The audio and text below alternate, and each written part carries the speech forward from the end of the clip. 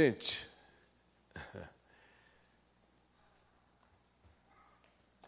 avô é um negócio muito sério, né?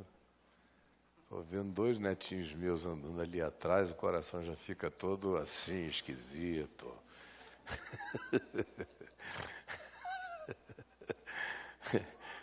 Ele vai ficando adolescente, vai ficando assim já um pouco sem graça, menos vovô, menos vô. Agora, nos próximos dias, a nossa netinha mais velha está fazendo 18 anos. Foi ontem e agora já tem 18 anos. Dialoga com você num nível perturbador, provocador e maravilhoso, instigante e lindo, de modo que eu me fascino. E sinto o privilégio de tentar me cuidar para ter algum tipo de influência positiva e referencial para a vida deles enquanto seja possível. Porque as coisas vão ficar cada vez mais difíceis na mente humana, na compreensão, no discernimento. As loucuras vão crescer enormemente. As angústias existenciais e o desassossego não tende de modo algum a melhorar. E o meu desejo, minha motivação maior hoje na existência, tem a ver com o que você pode deixar de farol aceso na escuridão. Pelo menos essa é a minha principal motivação. Construir farol para os afogados da sociedade líquida. Farol, farol, farol. Que foi o sentimento que Pedro teve, por exemplo, olhando para o mundo dos dias dele, vivendo entre Nero, entre Calígula, Cláudio e Nero, naquela escuridão louca, naquela sociedade que, ao seu modo, foi profundamente líquida, dissoluta ao extremo, sem referência, enlouquecida. E é fácil verificar essa loucura por essas 3 figuras em sequência que eu mencionei. Calígula, Cláudio e Nero, que continuam nos nossos dias a serem referência de loucura exacerbada do poder político, do surto que o poder total pode fazer acontecer na alma humana, em qualquer que seja a dimensão, da religião à política, em qualquer que seja a instância, aonde quer que pessoas sejam e se sintam ungidas por exercício ilimitado de poder no âmbito do seu alcance, a loucura vai se instalar inevitavelmente. Sempre foi assim. E Pedro disse: vós resplandeceis como luzeiros no mundo. A ideia era essa, de um lugar escuro, onde aparece um farol aqui, outro ali, para ajudar a iluminar um pouco, algo no trajeto, no caminho. E a minha oração a essa altura da existência é essa. Permite que eu consiga viver para deixar algumas referências, alguns faróis no oceano escuro. Para que alguns tenham um mínimo de luz para caminhar, para se enxergar e para se referenciarem no trajeto. Mais do que nunca, esses são dias em que a gente precisa pedir muito discernimento, muita sabedoria, porque tudo é extremamente confuso. Como já tinha sido predito, especialmente no que diz respeito a nós, habitantes do ocidente da Terra, é inquestionável a realidade de que nós nos tornamos os grandes influenciadores, provocadores de tudo quanto acontece no planeta Terra. A China pode ter uma população abismalmente imensa, mas que é inapelavelmente invadida e influenciada pelo Ocidente. A própria reação islâmica radical, a mais extremada, assim considerada, nada mais é do que uma reação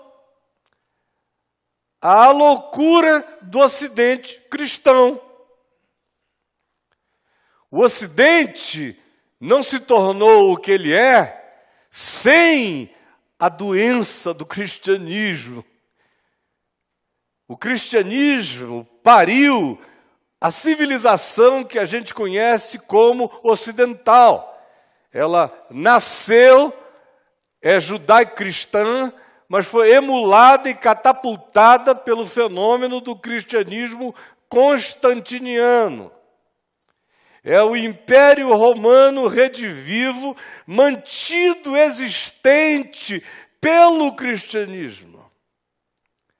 Não foi à toa que Constantino foi chamado de o 13º apóstolo. Quando o que era o movimento de Jesus se transformou numa religião organizada e que se veio a constituir numa grande meretriz civilizatória, criando as mais extraordinárias loucuras que já se viveu em nome de Deus na história registrada da civilização humana.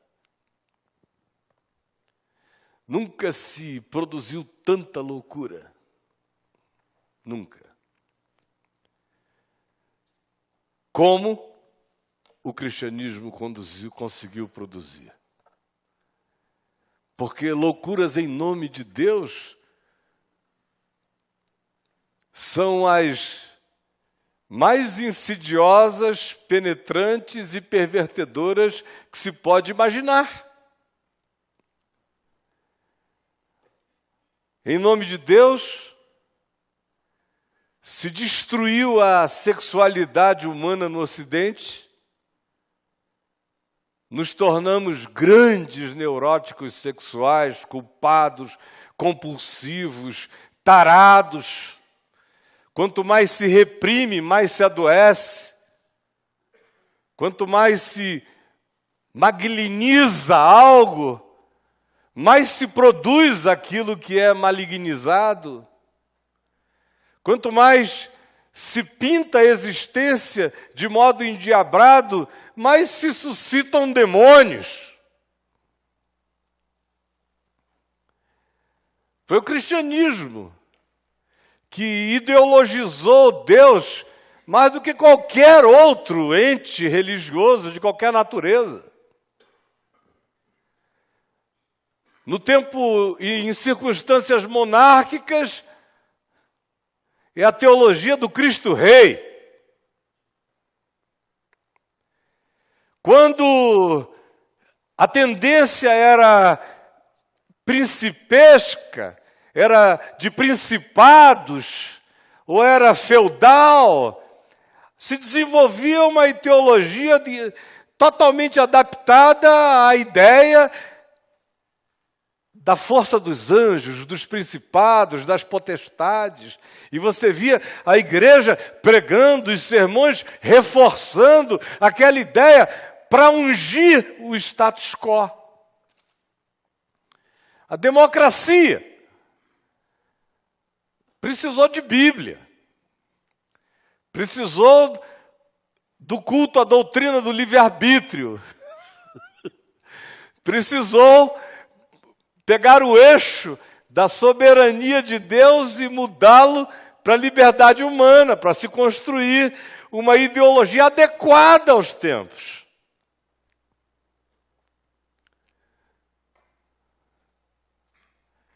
De modo que o cristianismo nunca existiu sem ser como aquilo que o Apocalipse chama de um falso profeta ungindo a besta política. Apocalipse 13.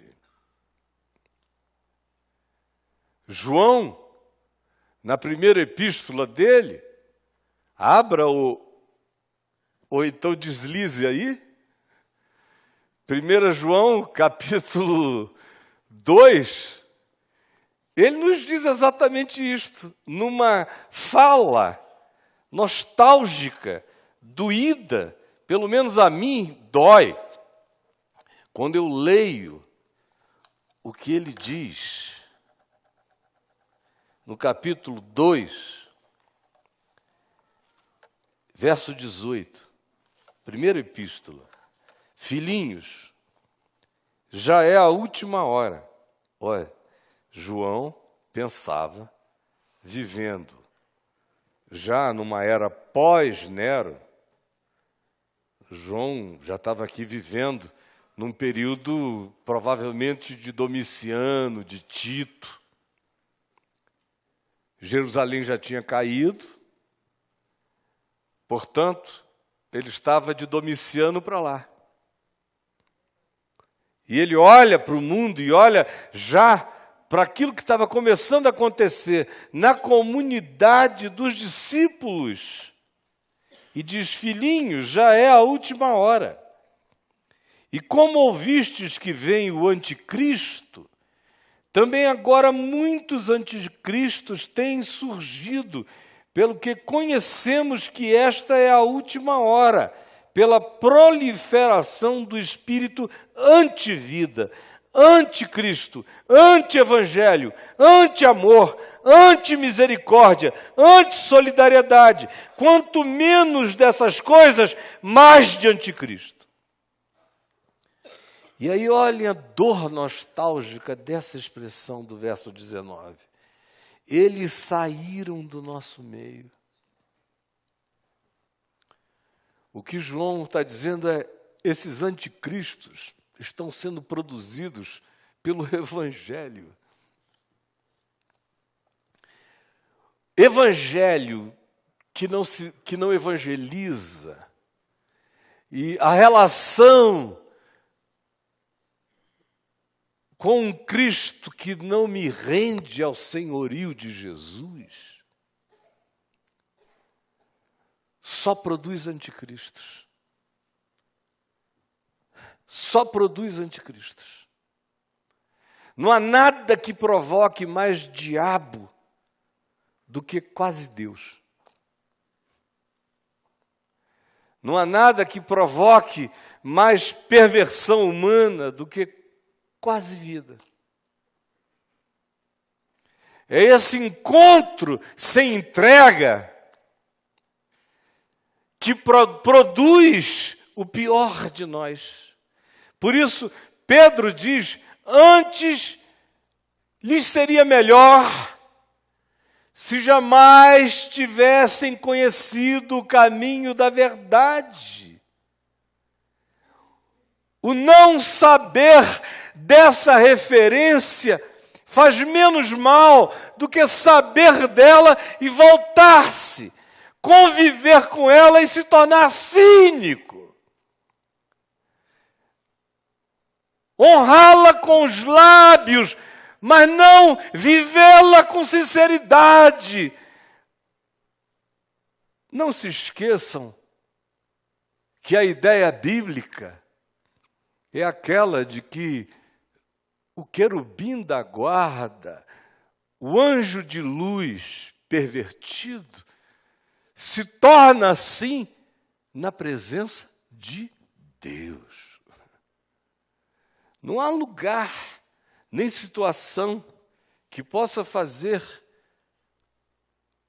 com que o pior de um ser humano apareça do que nessa relação que chega perto o suficiente para saber, para processar no entendimento e para depois de um tempo ir negando aquilo pelo cinismo, pela não entrega. Aí o que daí desabrocha,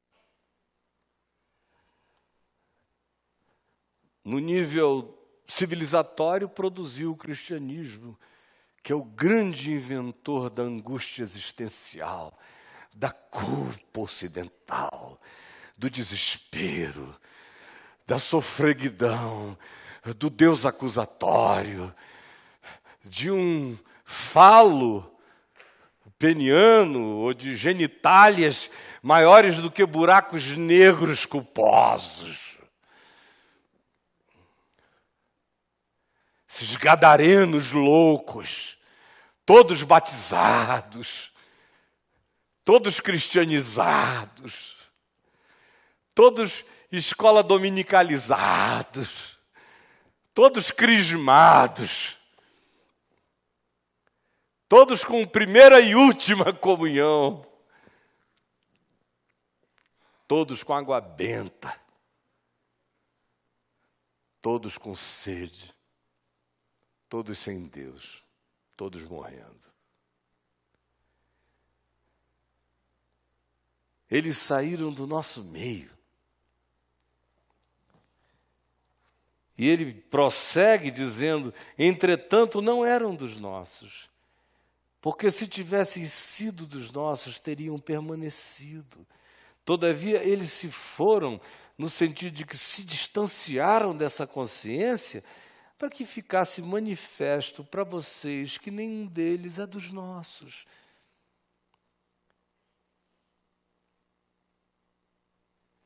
Saíram do nosso meio.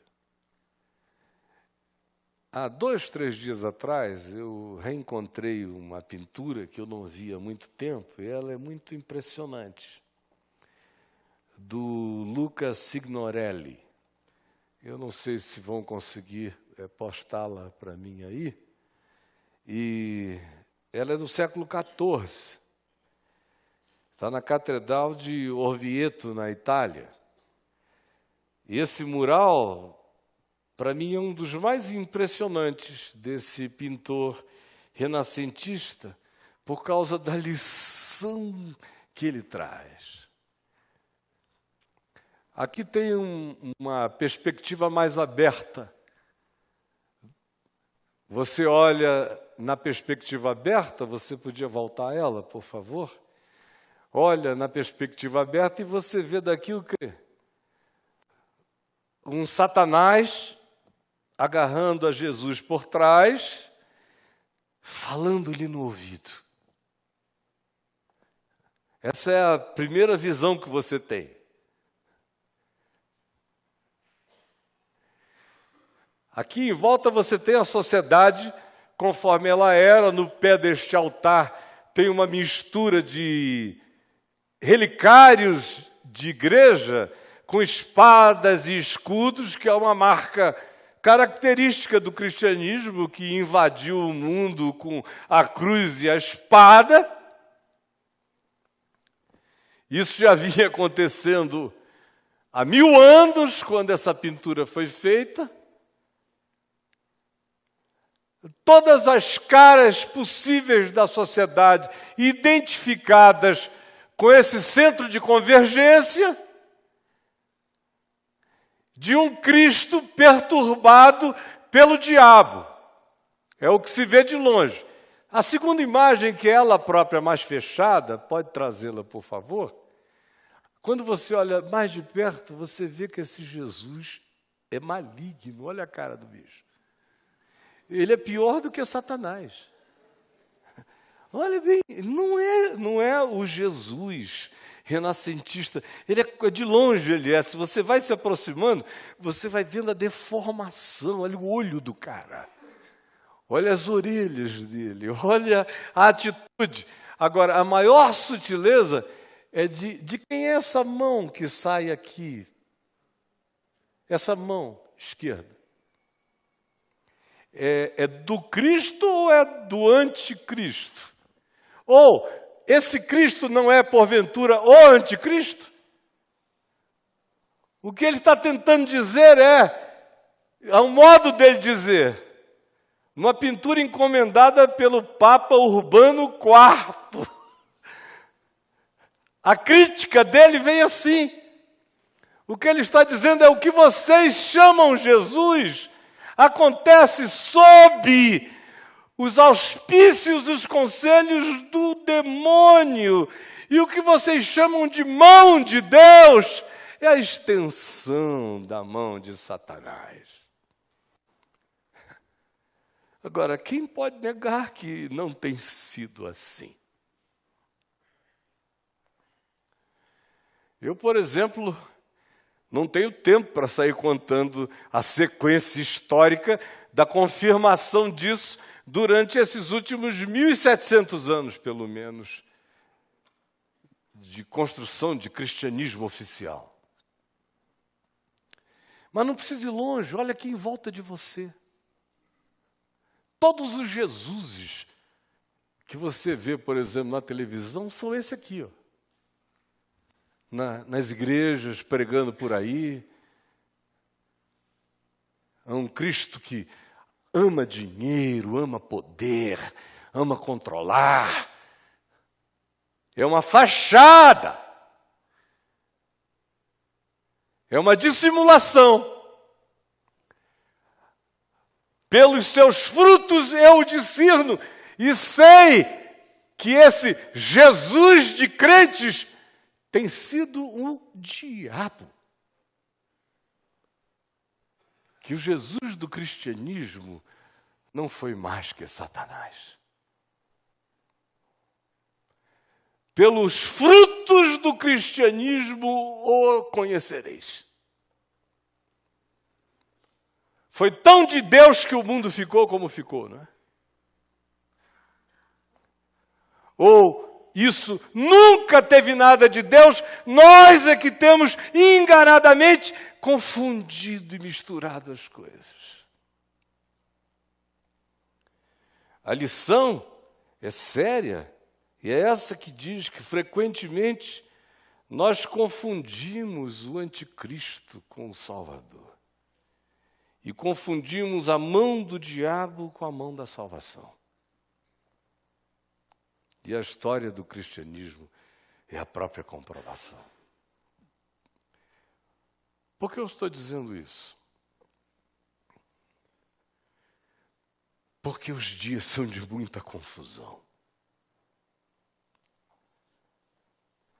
Eu fico vendo, por exemplo, comentários de alguns de vocês em redes sociais, em coisas por aí, eu digo, meu Deus, tão queridos e tão enganados, tão sem percepção, tão sem discernimento. Aí eu me assusto, eu digo, se essas pessoas que supostamente estariam mais próximas de uma informação mais límpida, lúcida do Evangelho, estão assim, imaginem então o que e onde é que se pode ter esperança?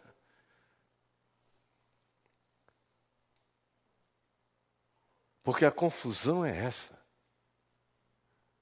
Parece Jesus, mas não é. É feito em nome de Deus como mão de Deus, mas são obras malignas. E ninguém estranhe que o pior que apareça para o mundo venha justamente daquilo que de melhor já visitou o mundo.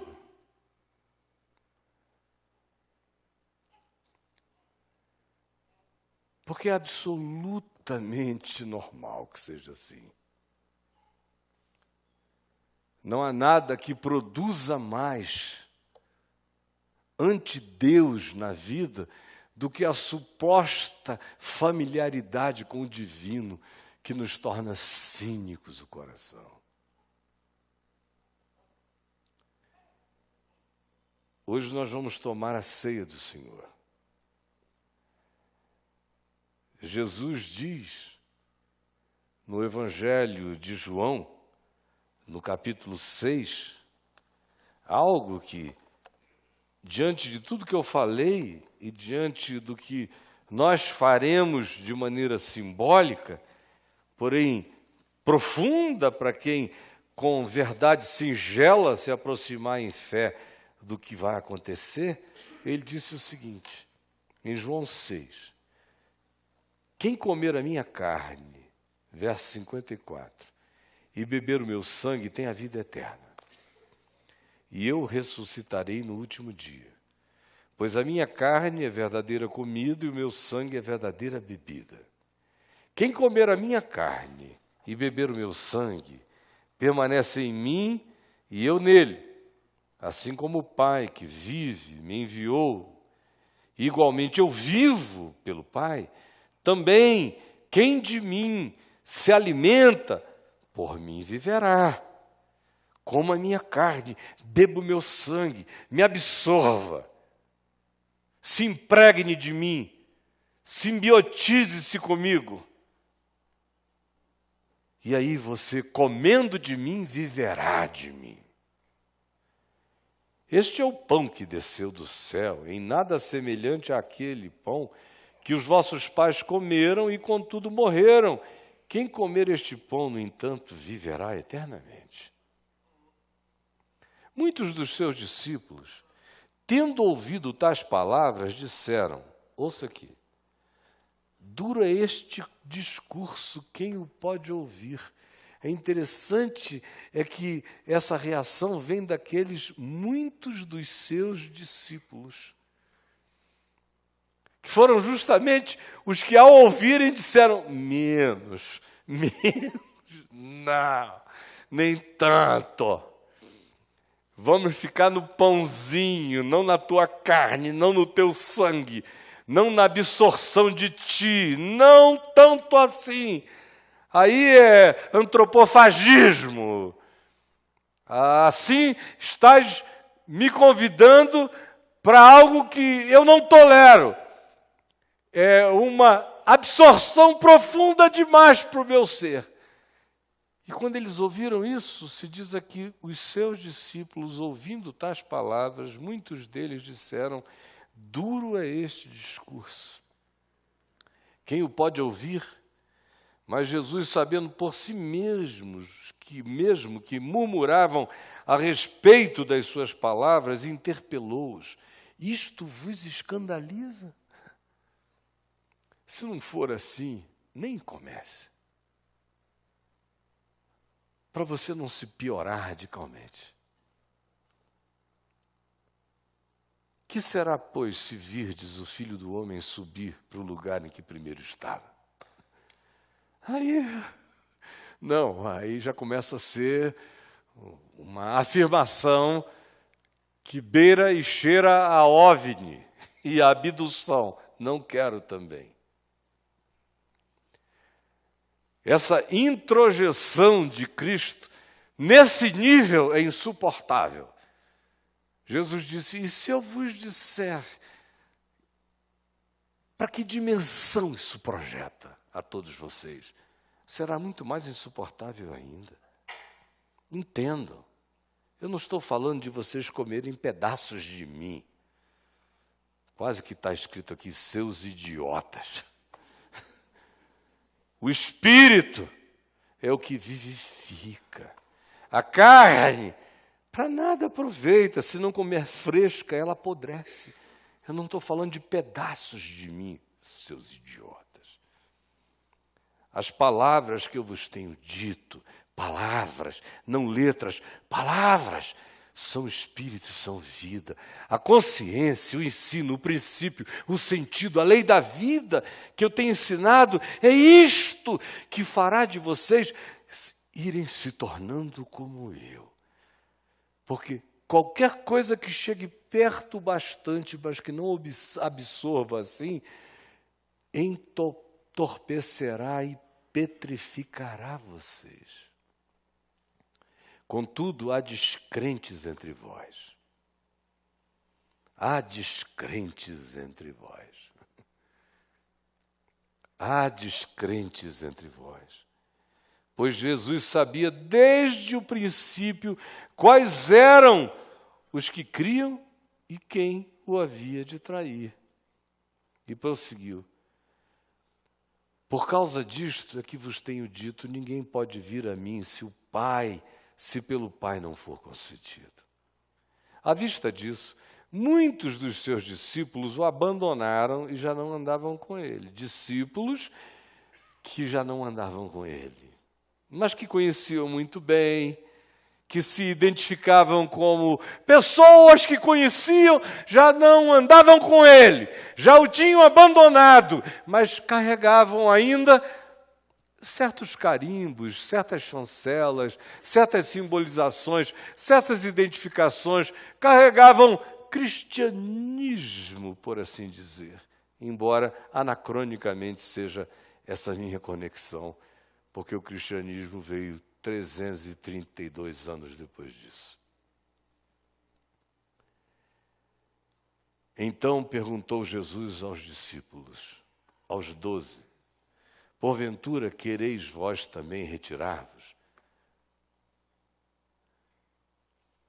Essa foi uma oportunidade maravilhosa para Judas, por exemplo. Se ele tivesse dito, olha, muito obrigado, valeu mesmo, estou indo daqui. Se ele não tivesse perseverado religiosamente, ele não teria virado o que ele se tornou, coitado. Mas todo mundo ficou. E Pedro respondeu, Senhor, para quem iremos nós? Tu tens as palavras da vida eterna, e nós temos crido e conhecido que tu és o Santo de Deus. Então replicou-lhes Jesus, não vos escolhi eu em número de 12, contudo, um de vós é diabo. Com Jesus, no meio de 12, um era diabo. Imagina só, sem Jesus, com mais de 1 bilhão, quantos diabos nós somos no planeta? Quantos nós somos? Bilhões de diabos de Cristo. Discípulos de Cristo. Referia-se ele a Judas, filho de Simão Iscariotes, porque era quem estava para traí-lo, sendo um dos 12.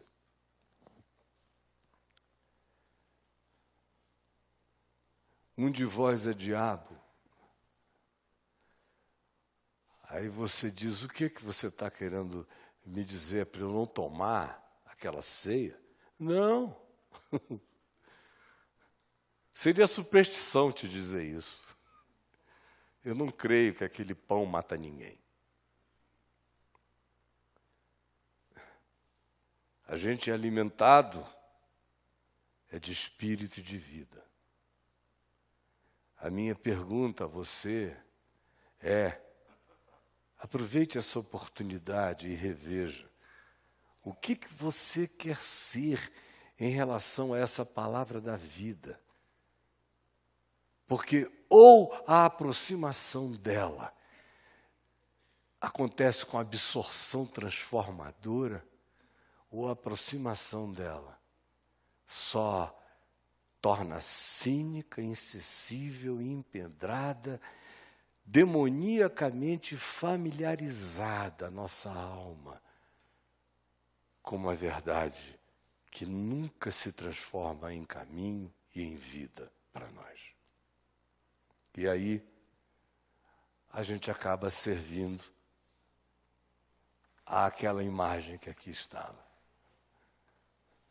A gente vai ficando discípulo dessa perversão, cumprindo propósitos enganosos, em nome de Jesus, porque a palavra não entrou em nós, não se fundiu em nós. Nós não demos razão a Deus na nossa vida até o fim. Quem discute com o amor, você discute com o amor, você tem reparos a fazer na misericórdia,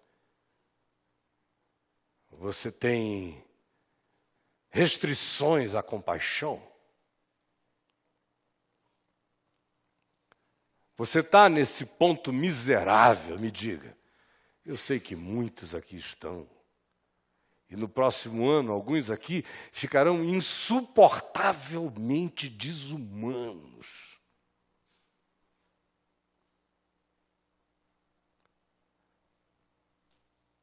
Por exemplo, o mundo político. No Brasil, para a gente não ir a qualquer outro lugar, está todo assim. Existem expressões explícitas de gente se levantando para o povo em nome desse Jesus.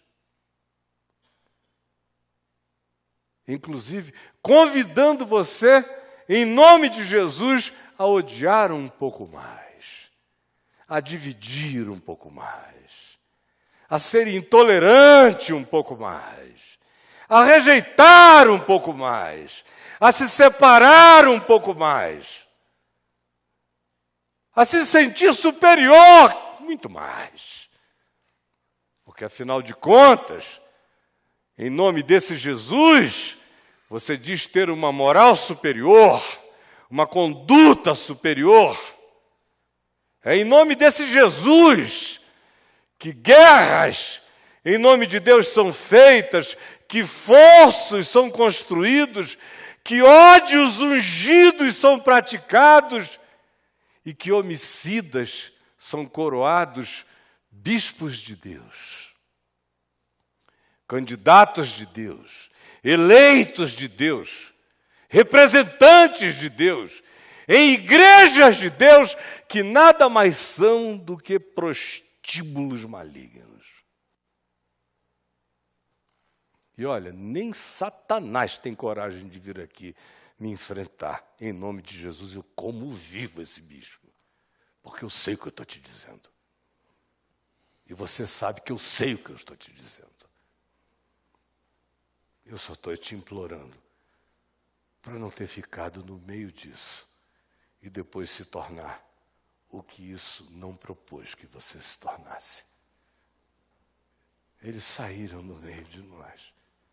Foi gente que estava aqui, como diz o escritor de Hebreus, foram iluminados, conheceram o dom celestial, tiveram acesso a tudo, mas voltaram o coração em outra direção. Aí cumpre-se o que Pedro disse. É como o porco que volta à lama, é como o cão que vai se refastelar no vômito. Era melhor que nunca tivessem se aproximado de nada do que terem chegado tão perto e voltado o coração em direção oposta. Nada produz cegueira mais profunda do que a luz que só foi enfrentada e não foi a luz que nos iluminou. Como diz o Salmo, é na tua luz que nós vemos a luz. Eu não enfrento a luz, eu vejo na luz. Eu não luto contra ela, eu me rendo e enxergo por causa dela. Portanto, não faça a loucura de lutar contra a verdade, porque nós nada podemos contra a verdade, senão em favor da verdade.